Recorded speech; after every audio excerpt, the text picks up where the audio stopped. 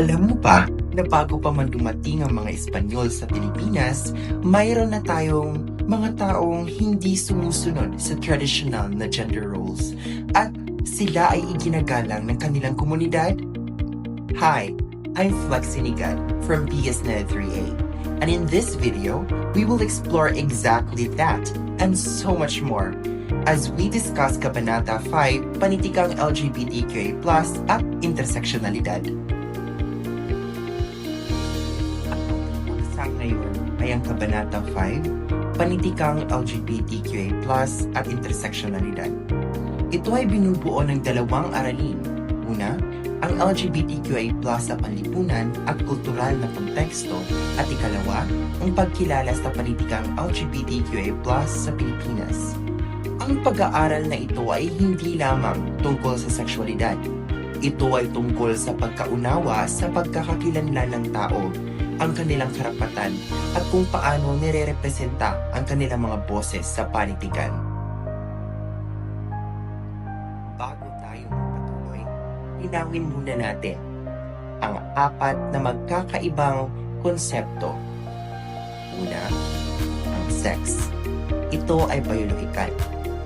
Tumutukoy ito sa chromosomes, hormones, at reproductive organs. Pangalawa, ang gender. Ito ay panlipunang konstruksyon. Hindi ka ipinanganak ng hinhin o matapang. Itinuro ito ng lipunan at ng kultura. Pangatlo, ang sexual orientation. Tumutukoy ito kung sino ang ina-attract mo or kung kanino ka na-attract at ito ay hindi pinipili. At pang-apat, ang gender identity. Ito ang malalim na pakiramdam kung sino ka sa loob. Madalas na pinagsasama ang apat na ito, kaya mahalaga na tukuyin ang bawat isa ng malinaw. Ang LGBTQ+ ay kumakatawan sa lesbian, gay, bisexual, transgender, queer, at marami pang iba. Ngayon, may isang bagay na madalas hindi alam ng ating mga estudyante. Ang gender diversity ay matagal nang bahagi ng kulturang Pilipino.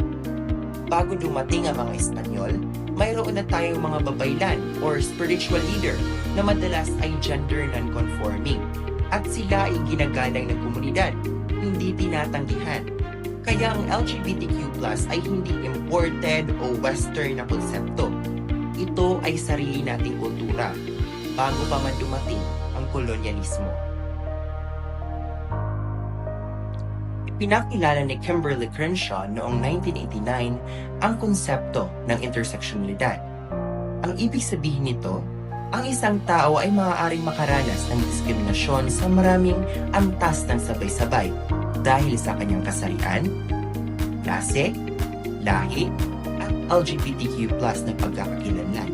Halimbawa, ang isang transgender woman na mahirap at walang mataas na edukasyon ay nakakaranas ng higit pang hadlang kaysa sa isa na may pribilehyo. Ang metapora ay simple. Isipin ang interseksyon ng mga kalsada. Mas delikadong lugar kapag maraming salik ang nagsabay at ang epekto ng diskriminasyong ito ay totoo. Mababang self-esteem, depression, anxiety, at maraming kaso ng suicidal ideation. Bawat numero ay isang tao. Bakit mahalaga ang panitikang LGBTQ+?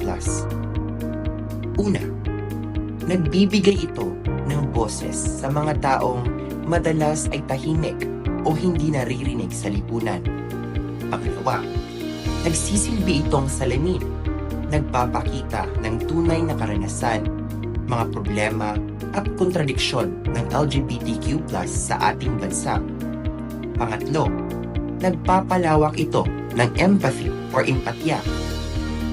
May konsepto na tinatawag na bibliotherapy or healing through reading. Kapag nabasa mo ang kwento ng isang taong ibang-iba sa'yo, lumalawak ang iyong pag-unawa. Sa Pilipinas, mayroon tayong mahalagang akda, ang Ladlad Anthology ni Danton Remoto at J. Neil Garcia, ang Aura ni J. Neil Garcia at ang mga akda ni Ricky Lee, tulad ng si Amapola sa 65 na kabanata at Para kay B. Kapag nakita ng isang batang LGBTQ+ ang kanilang karanasan sa isang libro, naramdaman nilang hindi sila nag-iisa. At iyon ay napaka-powerful. Tatlong bagay ang nais kong dalhin ninyo mula sa araling ito. Una, ang LGBTQ+ ay hindi lamang usapin ng sexualidad. Ang bawat tao ay isang komplikadong individual na may kasaysayan, pangarap at dignidad. Pangalawa, ang interseksyonalidad ay nagtuturo sa atin na tingnan ang buong tao, hindi lamang isang aspeto ng kanyang pagkakakilanlan. At pangatlo, sa pamamagitan ng edukasyon at panitikan, maaaring itayo ang isang lipunang inklusibo at makatarungan. Hindi mangyayari ang pagbabago sa isang gabi, ngunit ang bawat talakayan, bawat libro ay isang hakbang patungo sa mas pantay-pantay na lipunan. Kapag tinatanggap natin ang diversity at pinahahalagahan ang bawat isa, nagiging mas mayaman at mas makatao ang ating lipunan. Maraming salamat sa inyong pakikinig at pakikiisa sa talakayang ito. Naway magsilbi itong paalala ng pag-unawa, respeto at pagtanggap ay mahalagang hakbang tungo sa isang mas inklusibo at makataong lipunan. Hanggang sa muli, maraming salamat.